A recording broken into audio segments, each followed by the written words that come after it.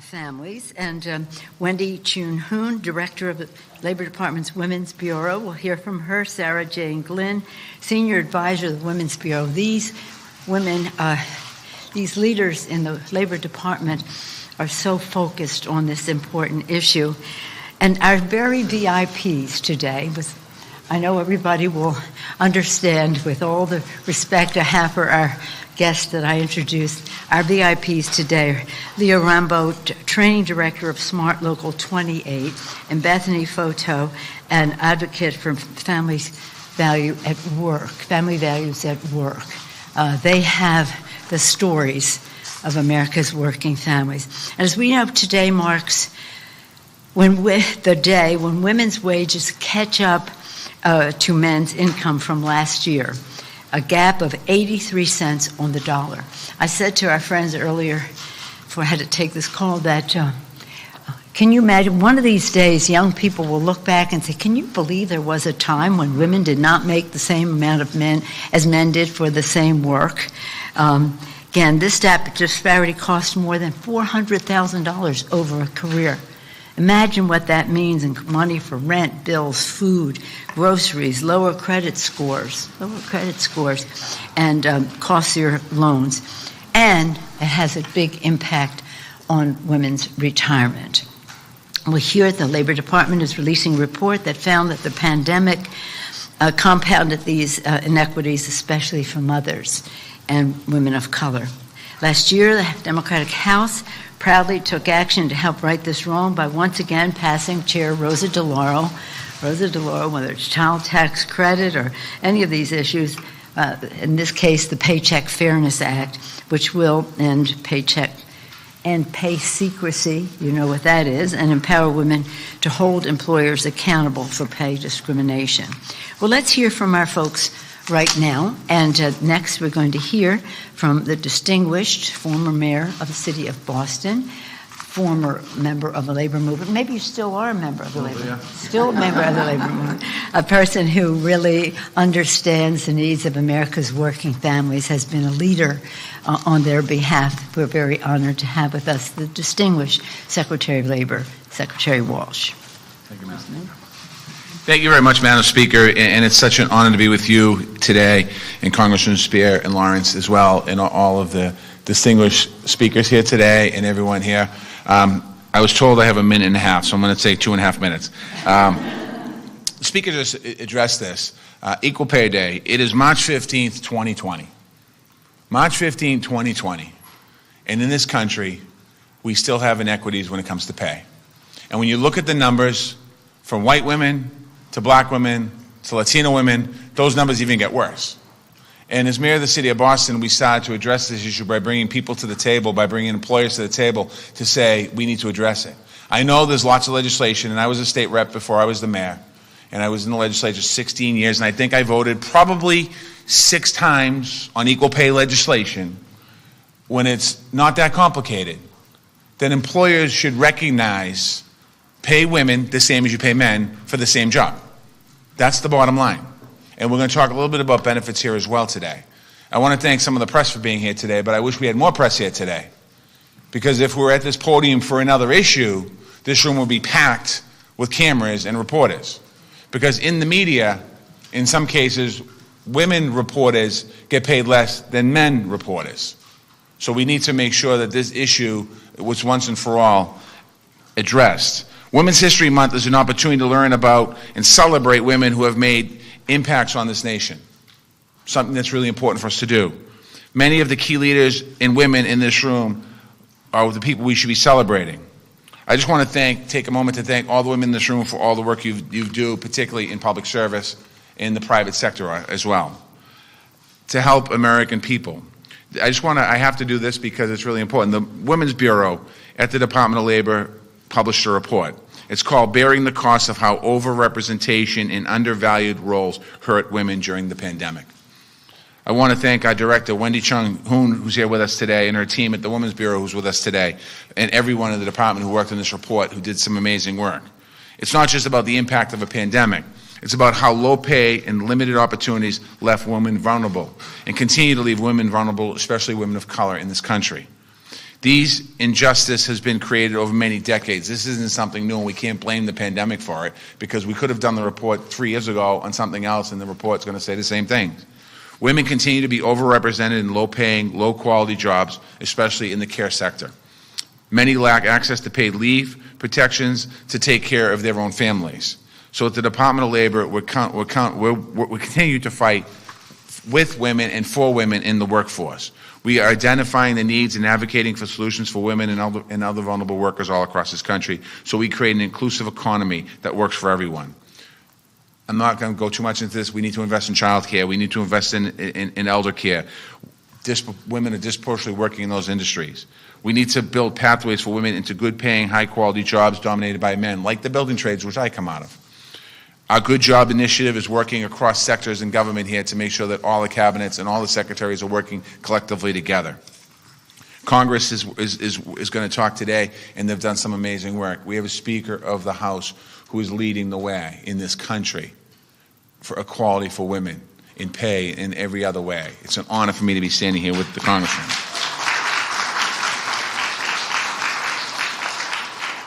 President Biden and Vice President Harris are pushing to remove barriers for caregiving and improving the well-being of many women working in the cares economy. I'm excited to be partnering with all of you here today. I want to thank you all for the work you do. I want to give a shout out to Boston. We have an office of everyone laughs when I do that because I do it every single time I speak. But we have a women's bureau in Boston too, Women's Office of Women's Advancement. When I became the mayor of Boston, we had what was called the Women's Commission. And we thought to ourselves, well, it's great to have a women's commission, but we need to do more than that. So we started to look about taking commission turn into an office, and we created the Women's Office of Women's Advancement, because that's what it was all about. I want to thank the work in all across this country. I want to thank all of you standing here. Paid leave for all, I completely agree with you. Thank you for wearing the buttons today. And it's an honor for me. I went too far over because the speaker staff's over here sweating right now, get Marty Walsh away from the microphone. So I'm gonna turn the floor over to the next speaker here, who's also been a champion, Democratic Women's Caucus Chair, Congressman Jackie Speier. Thank you, Mr. Secretary. Thank you, Madam Speaker, for lifting women up around the country and around the world. To my co-chair, to all the women who are here, thrilled to be with you. They call this Equal Pay Day, but I like to call it Unequal Pay Day, because that's the message that we are conveying today. You've heard the statistics. The numbers are just dismal. And women are making 83 cents on the dollar. African-American women are making 58 cents on the dollar. And Latina women are making 49 cents on the dollar. There was a bot that was created last week that I thought was really interesting. It's called the Gender Pay Gap Bot, and it came out of the UK. And what they found was that for all the lip service we give to equal pay, many other companies are falling woefully below the standards. For instance, in the UK, Goldman Sachs is paying women 36% less than men in those positions. Virgin Atlantic, 58 cents, or 58%, I should say, and Ryanair, 68% less than their male counterparts. We did pass the Paycheck Fairness Act with great, robust energy and support. It is now sitting in the Senate, where it has been filibustered. So I really think that more than anything, we have an obligation to right this wrong. And the best way to do it is through the Paycheck Fairness Act. An example, Tracy Rexroth out of the Department of Education in Arizona was hired for the job. Her colleague was hired at the same time. She's making $17,000 less a year because they related it to her prior salary. Prior salary should have anything to do with what you're being paid. So as we look at the rebounding in the economy, where men have now regained all of the jobs they lost during the pandemic, there's still 1 million women who are not back at work, and we need to fix that. So I guess the message more than anything is stop with the lip service, stop with the lip gloss during Women's History Month. Let's get to it and get equality on the books. It's now my great pleasure to introduce Leah Rambo, who is the Director of Training at the Sheet Metal Workers Union 28. She's been at this position, or certainly in the sheet metal workers, for 34 years.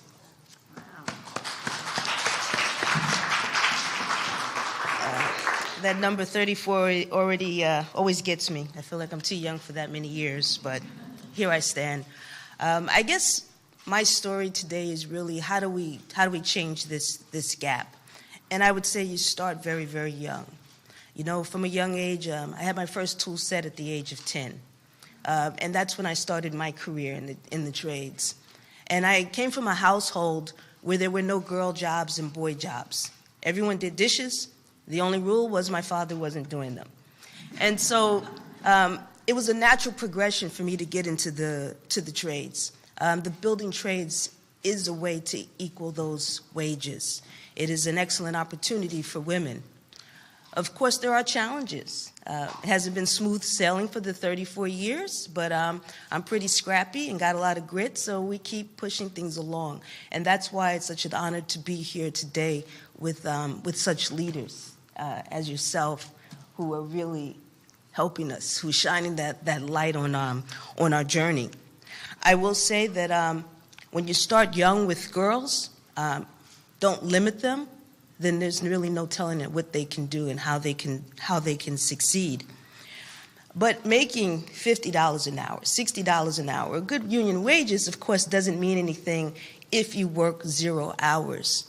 And so that's the next step. Are women not just getting paid equitably, but are they working those hours? Are they getting those pension credits? And, you know, some of the things that we can do is really monitor that. We have laws on the books. We have goals. Enforcement is a key part. We hope that some of that infrastructure money will go towards things like that through enforcement of these goals, through training to help change the culture so that women, once they come into these occupations that are segregated, then they can be successful there. And so, you know, I guess that's my story today. And what my goal is and what I hope that we can continue to press forward and do is get women to equal our pay, equal our hours, so that we're in a position to be able to feed our families. And I'm going to introduce today someone who I admire greatly. Actually, there's really everyone here I admire greatly. But Congresswoman Brenda Lawrence, who's out of the 14th District of Michigan, who currently serves on the co-chair on the Democratic Women's Caucus, and is no stranger to occupational segregation. She was the first African American and first woman to serve as mayor in the city of Southfield in Michigan. So, Congresswoman Lawrence. I want to say good afternoon to everyone. I'm so proud to stand here with my co-chair of the Democratic Women's Caucus. I want to thank Nancy Pelosi and Secretary Wash for your leadership, especially as we fight for equal pay. I want everyone to remember this is Women's History Month, and I remind people during Black History Month and during Women's History Month, we celebrate those who came before us. We talk about their prowess and how they made a difference. Well, we are all on the clock now. It's our turn to make history. And I stand here today under the guidance of the Lady of Freedom that sits on top of this building. She has a sword in one hand and a wreath of peace in the other, meaning that we know how to be kind and diplomatic. But when it comes to our rights, sometimes we have to fight for them. And I can tell you that we absolutely must do that. And if I can bring up my shero, Shirley Chisholm, who said if they don't give you a seat at the table, bring a folding chair. Today we're standing here with our folding chair. We are not going to be quiet on this. This is what this country needs to do. And I was told early on in life, if you want to know what someone values, follow the money. And we, as women in this country, we know we add value to our economy, to our communities, to the overall safety of this country. And we demand the respect and to be valued by paying us a wage that is equal.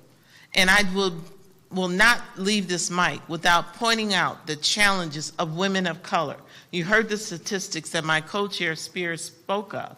Women of color are disproportionately even worse when it comes to equal pay. And we must stand up and be loud about it, be consistent about it.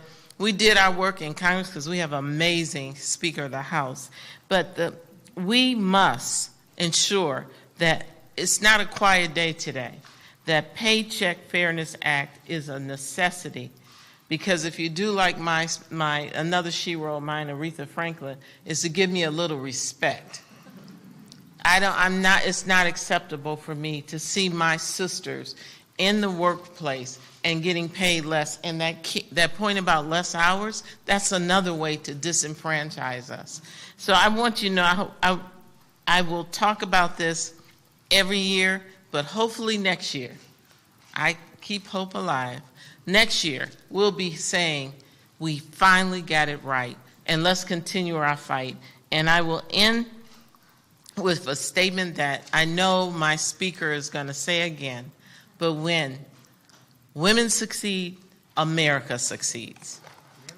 And now I would like to bring forth Bethany, who is the equal pay advocate, a care worker, and a member leader of the Family Values at Work.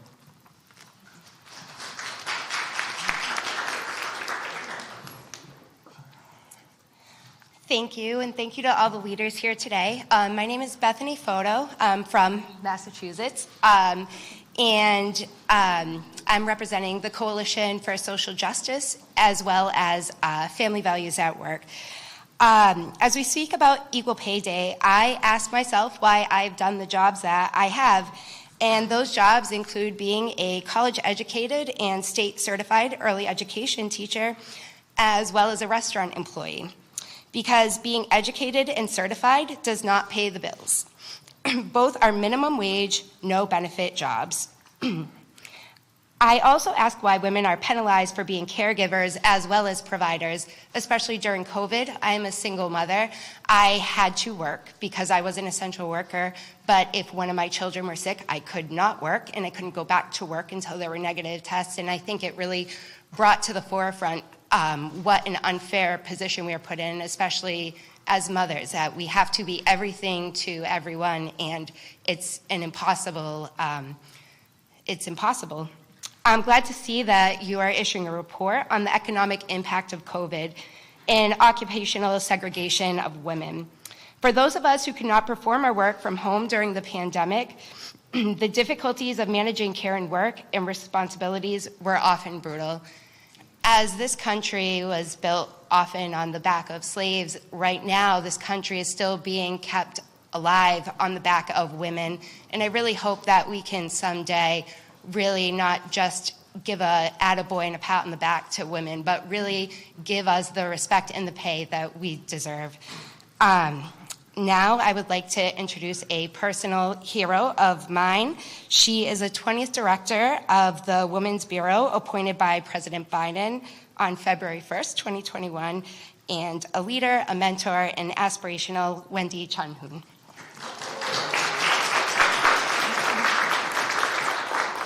Thank you, friend. I am really honored to be with this distinguished group and to mark the unfortunate occasion of Equal Pay Day with the introduction of our new report, which explains how and why women, and especially women of color, were most impacted during the pandemic, a reality owing to in no small part to the fact that women tend to be concentrated in a subset of female-dominated jobs, otherwise known as occupational segregation. Through the pandemic, but really long before it, women have been overrepresented in occupations and industries that pay low wages. In the pandemic, these same occupations suffered the greatest job losses. I don't want to give too many details away that my colleague Sarah Jane is going to mention as she talks about the report as one of its co-authors, but I would be remiss if I didn't underscore the connection to why we're gathered here today, to mark Equal Pay Day, the symbolic recognition of the persistent gender wage gap. Each year, the Women's Bureau and grassroots organizations all across the country mark Equal Pay Day. to recognize the fact that it takes the average woman a full year plus several months into this next year to get paid the same amount that the average man gets paid in the previous year. We raise awareness about the gender wage gap and the problem and its intransigence, and advocate for just and a common sense compensation policies and practices so that one day we will succeed in eradicating it. The gender wage gap and the factors that contribute to it, key among them, occupational segregation, cost women workers billions of dollars annually. We are so honored to have both you, Leah, and Bethany with us today to bring two very different experiences, but the same reality, and who are fighting every day for change and for winning, and are winning change themselves. So without further ado, I'm going to turn it over to Women's Bureau Senior Advisor Sarah Jane Glynn to discuss the report's main findings and factors that collided during the pandemic to engulf women in this perfect storm and what we can do about it right now.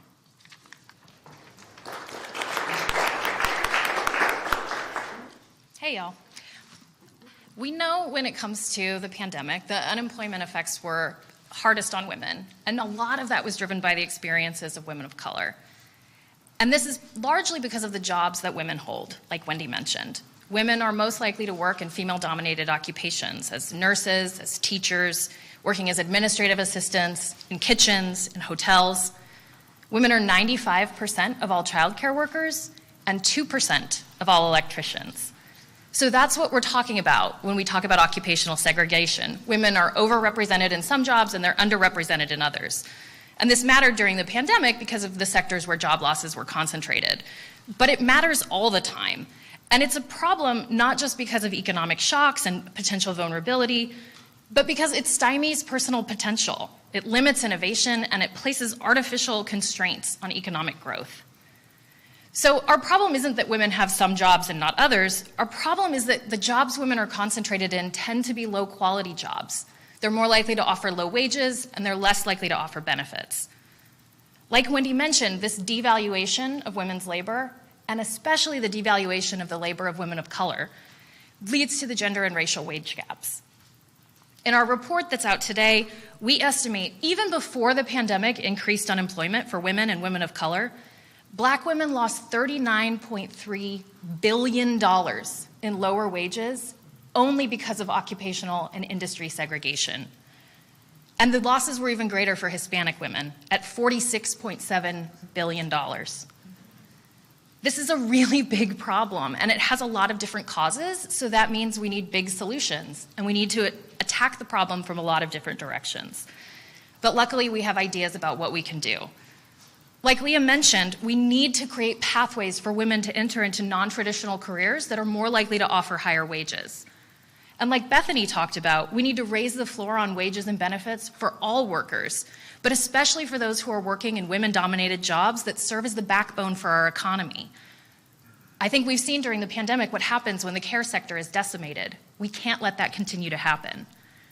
And we also need to make sure that when we're thinking about the jobs of the future, the jobs that are being created right now, like those through the investments in the bipartisan infrastructure law, that we're baking gender and racial equity into them from the foundation up.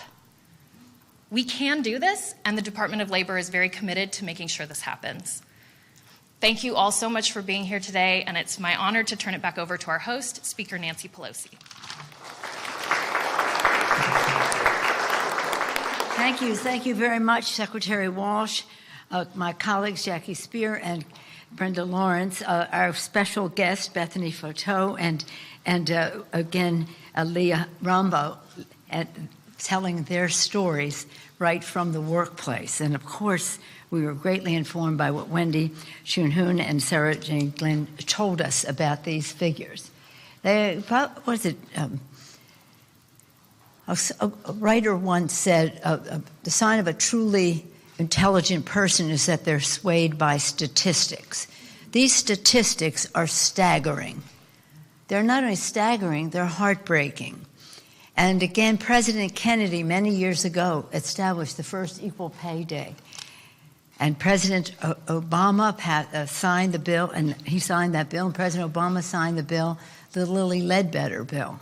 This president, President Biden, is doing so many things, as have been referenced in the infrastructure bill and the rest, to have opportunity for women, whether it's workforce development, whether it's apprenticeships and the rest, but also in other legislation that will say that we have universal pre-K, that we have lower costs for child care, lower costs for health care, home health care, and respecting the work that women do as health care providers.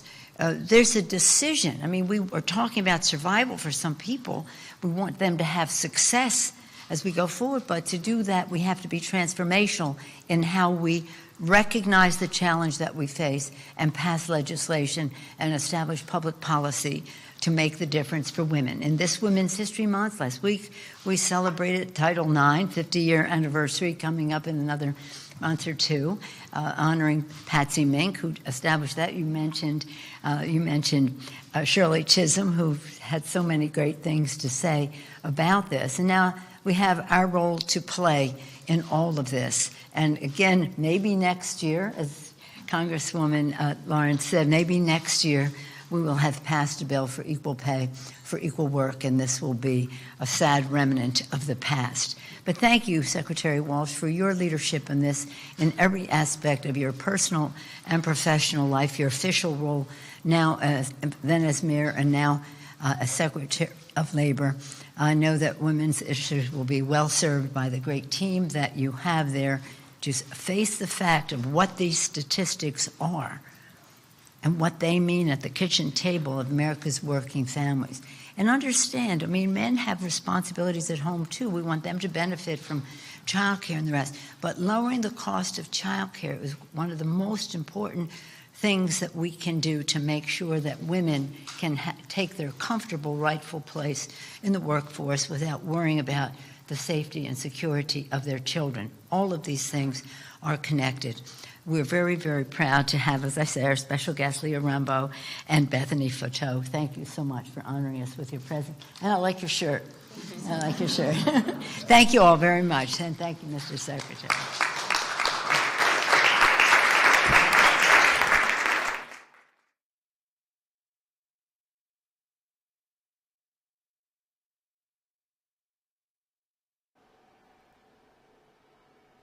Good morning, ladies and gentlemen. Thanks for tuning in for News 3 Now on this Tuesday, March, 15th already. Woo, halfway through the month of March.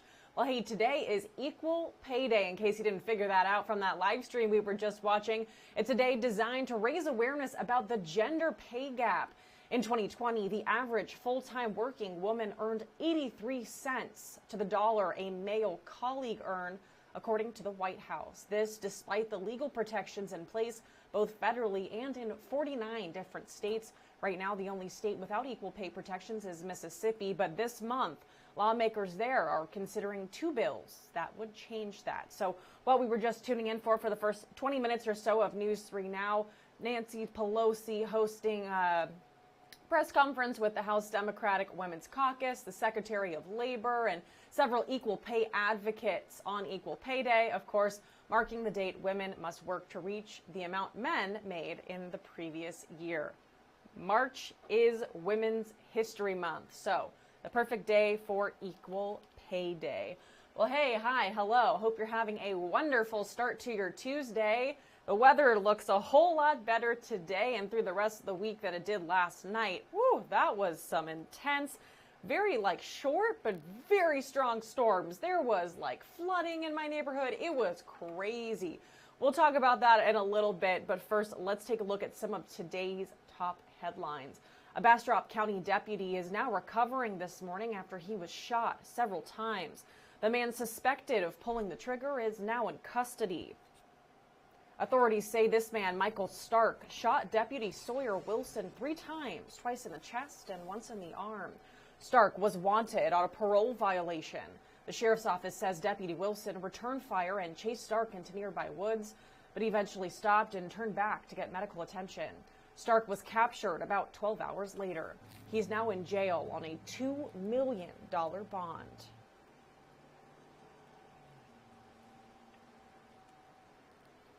And Governor Abbott released a statement, says that selfless heroes like Deputy Wilson put their lives at risk every day to serve their communities. He also says Texas is ready to provide all the resources necessary to bring the perpetrator to justice. Over in San Antonio, body camera footage is being reviewed after a 27-year-old was shot to death by 3 police officers. The San Antonio police chief says the officers were on a routine patrol when they recognized the man from 2 felony arrest warrants. The police tried to stop the man, but the chief says he ran away.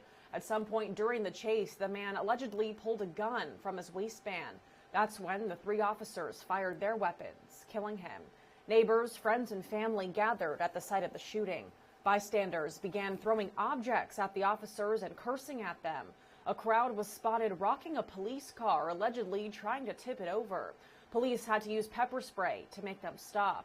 In the aftermath, at least 1 person was arrested. And yikes, have you heard these ongoing stories? Authorities in New York City and in Washington, D.C. are asking for help identifying a man who's suspected of shooting 5 homeless people. Police say that he's approached at least 3 homeless men in D.C. this month, shooting them point blank and killing one of them. Well, days later in New York City, at least 2 more assaults, one of those deadly as well. The Washington ATF is offering a $55,000 reward as they look for tips to find the suspect. Back here at home, documents obtained by KBTX show that College Station police have expressed concerns about gang activity in Northgate. As a result, they've upped patrols. They say to keep the area safe. 2 probable cause statements released recently by CSPD point at this very issue. Some Northgate business owners say they've noticed the increased police presence. They say they haven't noticed people seeming to feel unsafe there, but they also say they're working with police to address any crime issues before they become a concern. We have a real extensive training that we do for our staff on things to look for with intoxicated people, points to look at, so we can kind of police ourselves so that the police can worry about other issues on Northgate and not have to worry about us as much. Well, in a presentation to City Council in January, College Station Police Chief Billy Couch said that gang activity has increased in the community and they're working to address it. Investigators are looking into an incident that left a Calvert mother dead.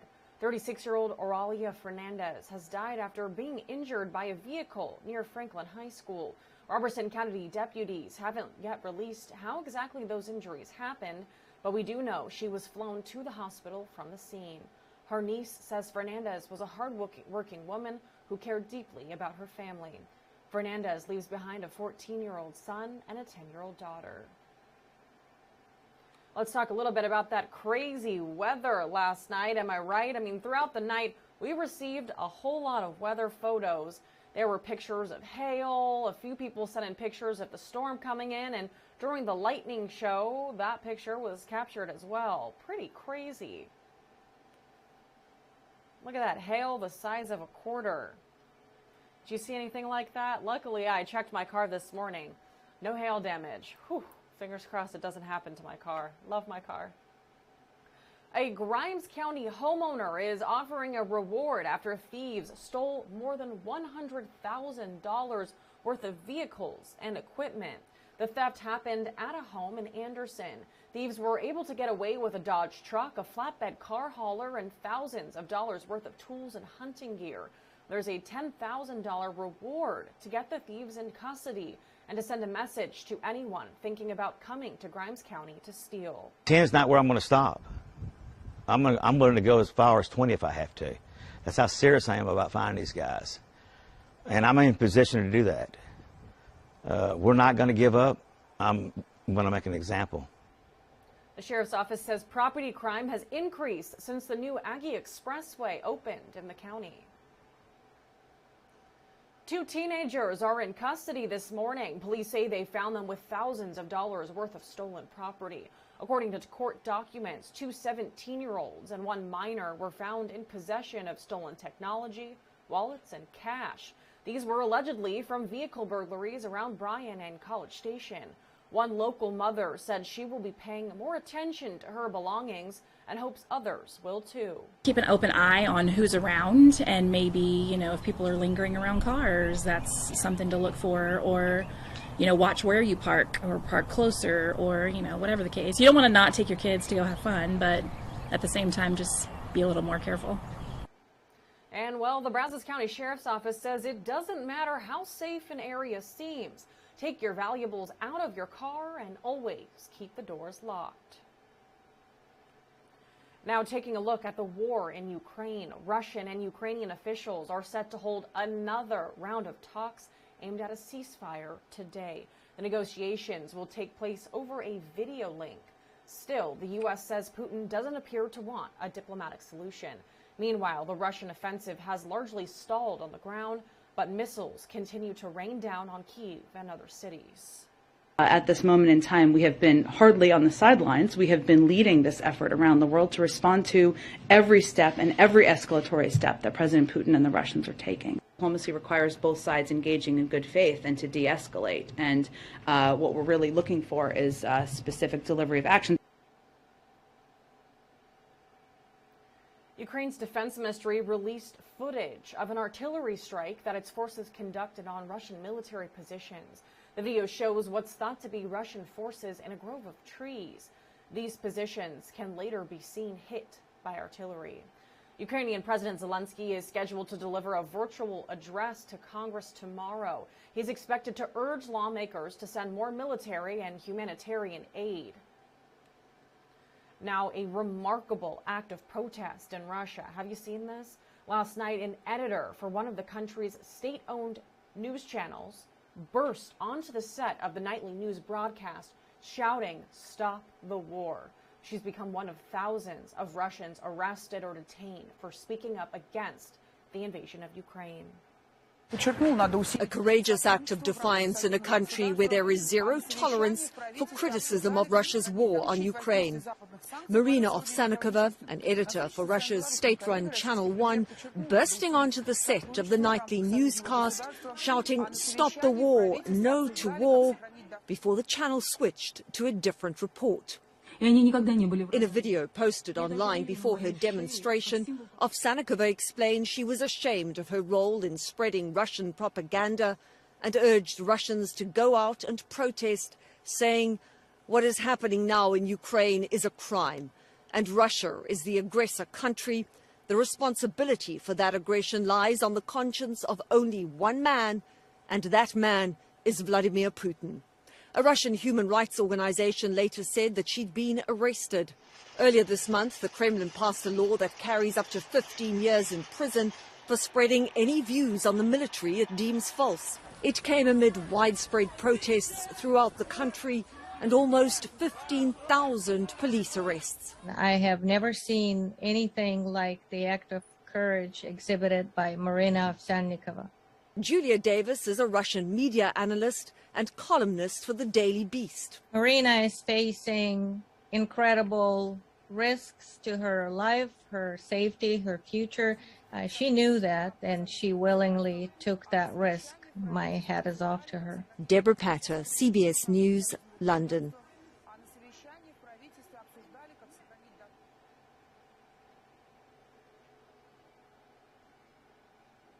Meanwhile, the White House says economic sanctions imposed on Russia have already caused a financial crisis there. The Treasury Department predicts the Kremlin will soon have to decide how it will fund its war on Ukraine. The Russian government is threatening to repay foreign debts in rubles instead of dollars or in euros. Experts say doing so could trigger a default. Back here at home, as gas prices rise across the country, many drivers are looking for bargains. Right now, AAA says Costco, Sam's Club, and other wholesale stores offer some of the best discounts on gas, but you might experience longer lines. To find the cheapest fuel at traditional stations, apps like Gas Buddy, AAA Mobile, and Google Maps list prices in the area. AAA says you can maximize fuel efficiency on the road by staying out of the fast lane. So, yeah, I guess maybe just slow it a little bit down and be patient. AAA saying that it's important to keep the car running at peak performance. Replace dirty air filters and faulty spark plugs. That helps the engine burn less fuel. And also, of course, keeping tires properly inflated can also lead to savings down the road. Speaking of savings, right here in College Station, city leaders and staff are keeping a close eye on how high fuel costs will impact their bottom line. The city has more than 560 vehicles in their fleet. They're concerned about high gas and diesel costs, just like the rest of us. Right now, city staff don't know exactly how much more they'll have to pay for fuel, but they do have money in their reserve accounts to cover the high costs. City staff tell us they could ask for a budget amendment for fuel by May. All right, a little bit of some national news, some entertainment news. The family of Bob Saget will not have to see some of his death records in the news. A Florida judge has granted a permanent injunction to block the release of certain records related to the investigation. The actor was found dead in January. The medical examiner determined his death was accidental, most likely due to him falling and hitting his head. Breonna Taylor's mother is now meeting with officials from the Justice Department's Civil Rights Division. Tamika Palmer is asking the federal officials to investigate and bring federal charges against the officers involved in her daughter's death. Taylor was fatally shot during a botched police raid at her apartment in Kentucky 2 years ago. A grand jury decided not to charge any of the officers directly with Taylor's death. It's the thing that I'll die fighting for. Fighting to make sure she gets justice. This is bigger than Breonna. If no one addresses this issue, they'll keep kicking in our doors and murdering us. The Kentucky Attorney General who investigated the case, Daniel Cameron, has come under intense criticism. He previously said 2 of the officers were justified shooting in self-defense because Taylor's boyfriend fired first. The Justice Department has not commented on the meeting. In COVID-19 news, some of the truckers in the so-called People's Convoy are now at their final destination, Washington, D.C. The convoy has hundreds of truckers who drove across the country to protest COVID mandates. This comes at a time that mask mandates are already gone in all states except for Hawaii. Some new information is proving that most moms who got the Moderna or Pfizer vaccine have developed antibodies in their breast milk. Researchers say it only took about a month after the second dose for those antibodies to show up. The antibodies they were looking for are particularly important in immune protection, and antibodies in breast milk often offer that protection that is passed on to their babies. Vaccines from Johnson & Johnson and AstraZeneca did not provide levels nearly as high. Pfizer says it hopes to have a COVID-19 treatment available for most kids before they head back to school this fall. It would be a version of its antiviral pill Paxlovid.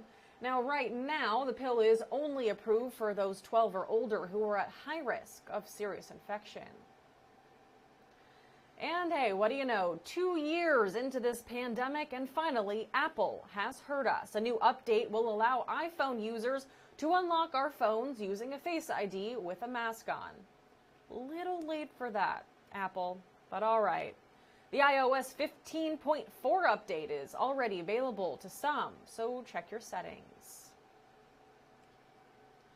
Well, hey, supply chain issues, the rising cost of products, and an ongoing pandemic have created a lot of challenges for event companies. News 3's Hope Merritt has more on how they're dealing with these issues. Supply chain issues are the new normal for many Americans. For me, it's been normal. I've had to wrestle through what it means to set those client expectations high or bring them back lower because of these supply chain issues. Event manager Jacob Dyson says his main priority is to give his clients what they deserve. It was a challenge in the pandemic, but it's proven even harder since restrictions were lifted. Everyone else is trying to order those same exact products. And so we are doing a little bit more than what is normally required for a typical event. Dyson says shipping rates are 2 to 3 times higher than they used to be, and some products are being delayed up to 12 months. It takes traveling, often to Houston, to keep things running smoothly. Those type of things that we used to rely on, with so much faith, we knew that we ordered something from one of our distributors, it was going to arrive on time. And now we have the distributor showing up with half an order, and we just can't operate like that. Even with challenges, Quintana expects 2022 to improve and is hoping for an even better 2023. Yes, our margins are going to be squeezed pretty tight, but our revenue and our team is leveraging this year to grow to be prepared for the following year. So we're looking at this as hey, let's just learn how to adapt, but at the same time, we're planning for 2023. In Bryan, Hope Merritt, News 3.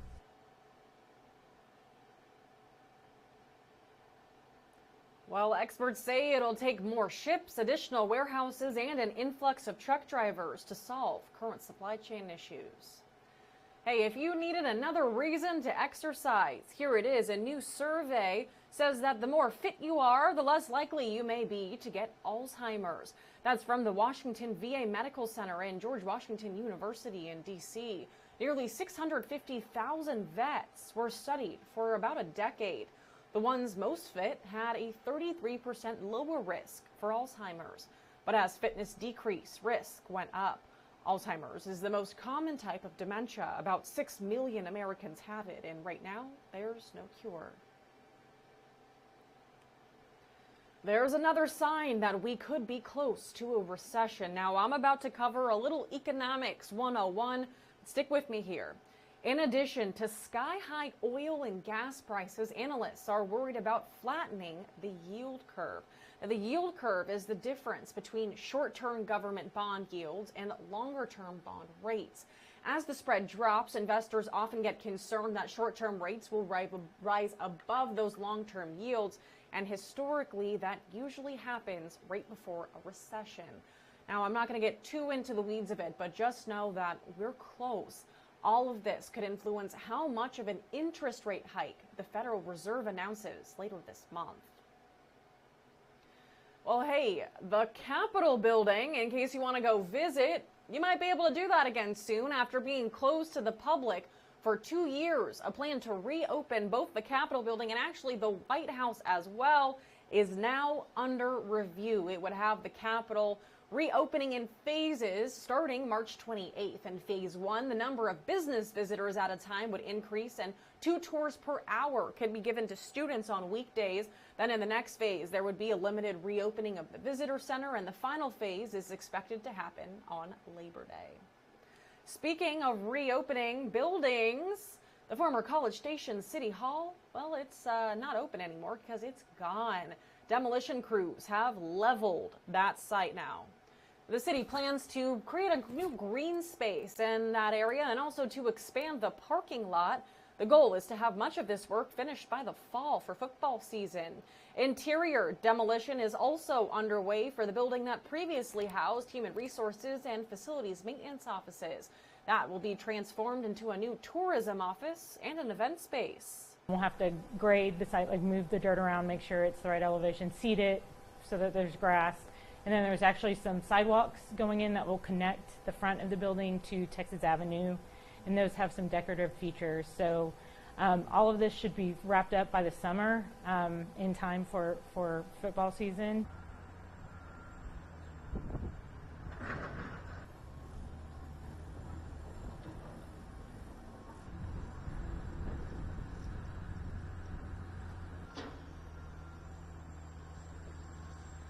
All right, y'all, check this out. In the latest installment of totally bizarre ice cream flavors, Van Leeuwen is out with a pizza pie inspired ice cream.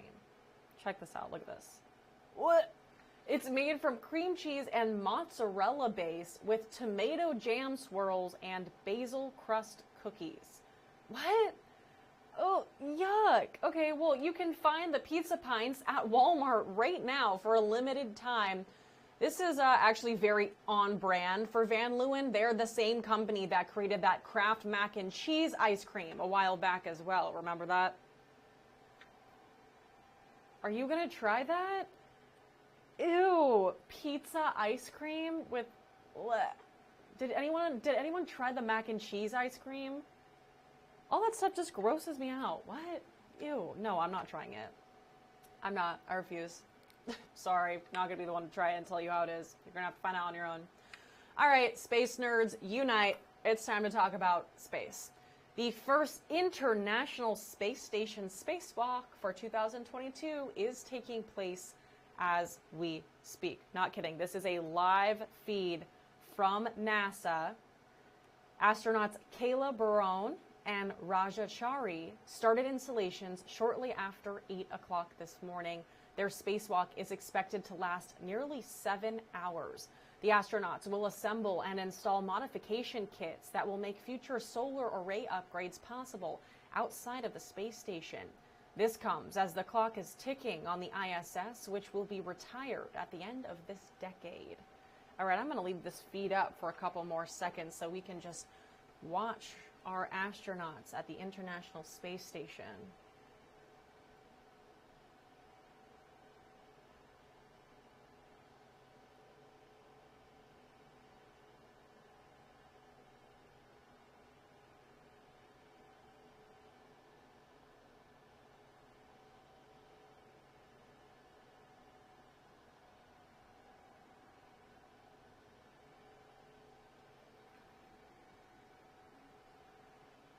Well, all right. Hey, I told you yesterday about Tom Brady unretiring from football. Besides players who have to continue to face him and their fans, one person who probably is not thrilled with the news is the person who just bought a football at an auction. Have you heard this story? Tom Brady's last touchdown ball that he threw, and it went for more than $500,000 on Saturday, the day before Brady announced he was returning to the field. Y'all, imagine paying $500,000 for the football you thought was going to be Tom Brady's last touchdown ever, and the next day, Tom Brady says, actually, been thinking about it, retirement's not really for me. Well, the auction company has not commented on what, if anything, happens now that the ball's value likely plummeted just a few hours after being sold. Oh, and by the way, cool thing, that ball, that touchdown throw, was thrown to former Aggie, Mr. Mike Evans. Aggie connection, pretty cool. All right, big news, basketball fans, and every single person in the community. If you do not have plans tonight, you've got plans now. It's to cheer on our men's basketball team. Guess what? Free of charge tonight, courtesy of the Texas A&M Athletic Department. Not kidding. Not only are those general admission tickets free, so is parking. Yeah, so you can park at Reed Arena for free and then walk into the arena for free and cheer on our Aggies. Go out and support them tonight, 8 p.m. against Alcorn State at Reed Arena. Come decked out in all of your maroon and white and get ready to cheer on our team. And hey, if you are not only a basketball fan, but a baseball fan, remember that our Aggie men's baseball team taking on Houston tonight, that game has been moved up. It was originally scheduled at 6:30. Now it's at 5 o'clock so that you can make it to the baseball game and then head right on over from the diamond to the court to Reed Arena and cheer on both of our Aggies teams later tonight. So exciting. Okay, one more thing happening tonight. If you're like, yeah, you know, I love the Aggies and all, but I'm not a huge sports fan and I don't really want to be around that, you know, all those college students tonight. It's just not what I'm feeling. Looking for some other plans on this beautiful Tuesday. I've got news for you. This is something I'm very excited about and will be attending tonight. The Local at Lake Walk is back. So it took a brief pause, as we know, for the winter time because it was gross out. But the Local is back. It was supposed to start last Tuesday, which I was so excited about. And it was horrible weather. It was like icing and pouring rain. So they canceled that one. Now they're making the first day, the return of the Local, happening tonight at Lake Walk. And a lot of you have been calling in to the newsroom and asking where Lake Walk is. It is right in front of the Stella Hotel. Y'all know where the Stella Hotel is and the Children's Museum? All right, so there's that beautiful man-made lake. There's a golf course behind it. That's Lake Walk. So there's like an outside area where there's a stage. Sometimes there's yoga people doing all kinds of exercises, and there's some free music, live music out there. Well, that's where the farmers market is. The local at Lake Walk back tonight. News Stories Fallon Appleton has a preview for us. The local kicks off its spring season today, and we're going to talk with one of the vendors you can come and check out here over at Lake Walk. We've got Jay here joining us. Thank you so much for being here. Thank you. So let's talk a little bit about all of these beautiful jellies and jams you've got. Well, over the course of the year, I will probably make as many as 30 different flavors, depending upon the seasonality of the fruit. But the reason I'm in the business is this Mustang grape. It's a wild grape that grows here in Texas, and I actually picked the grapes off my farm. And cool!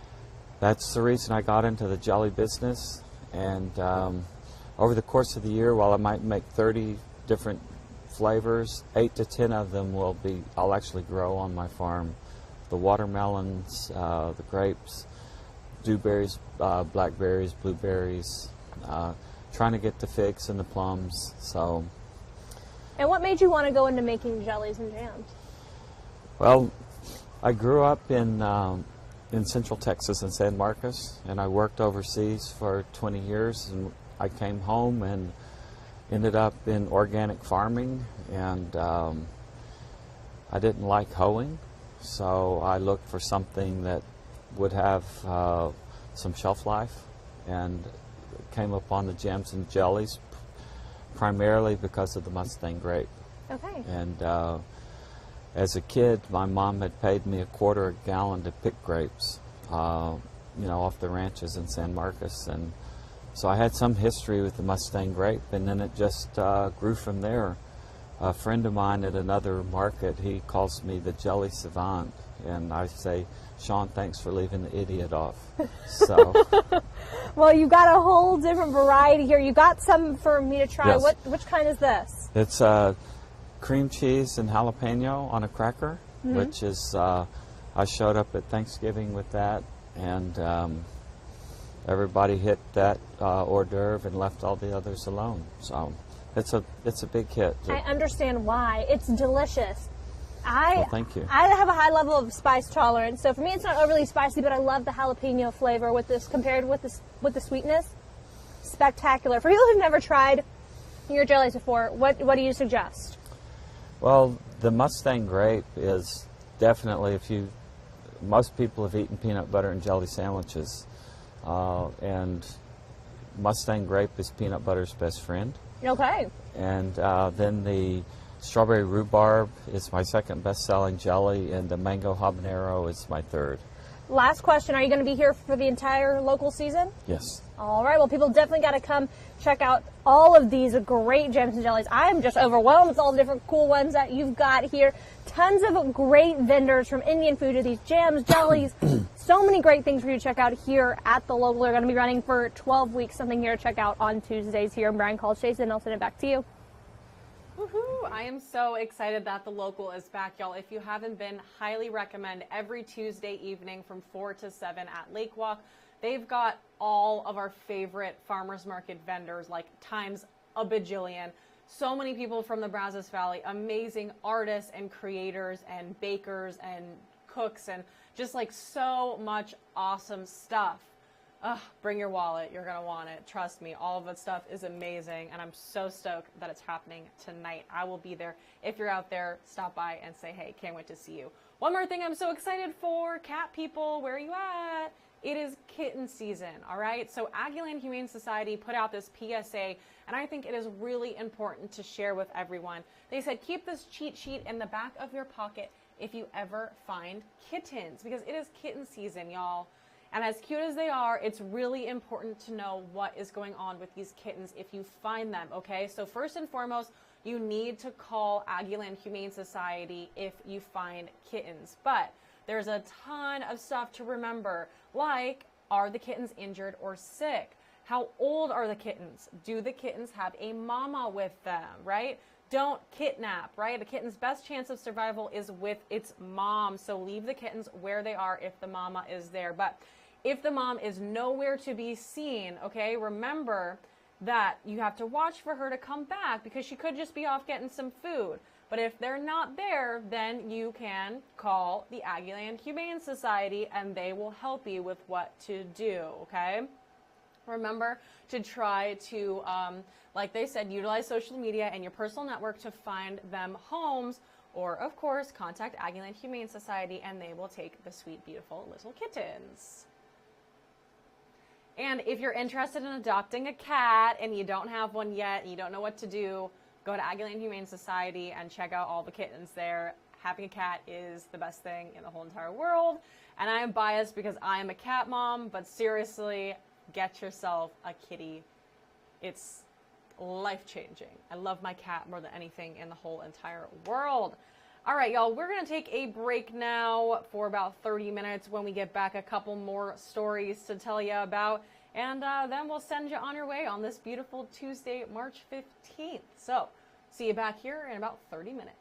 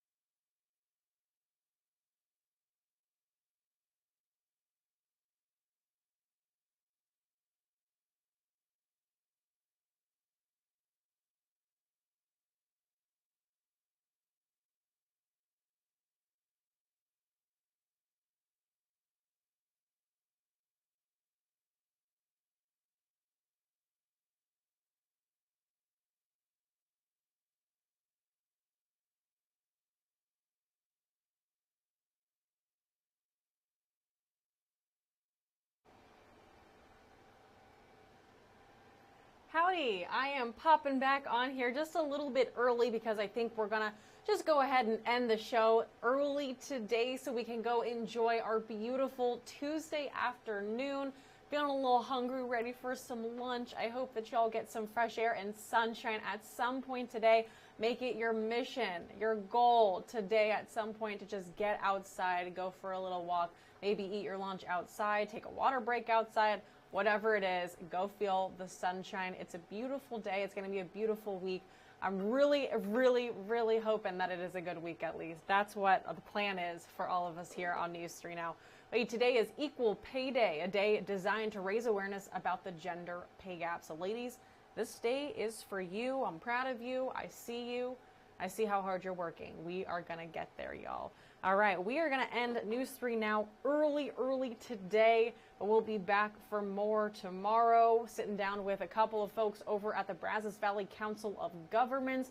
We're going to have more about St. Patrick's Day celebrations that are happening on Thursday in case you want to start making some plans for that. And yeah, it's going to be a good week. It's going to be a good week, y'all. Speak that into existence, manifest it. It's going to be a good week. Thank you all for tuning in for News 3 Now. I hope you have a fabulous rest of your day, and I'll see you right back here tomorrow at 11 o'clock for News 3 Now. All right, always remember that you are loved, and I'm happy that you're here. See you guys. Thank you for watching News 3. Local, trusted.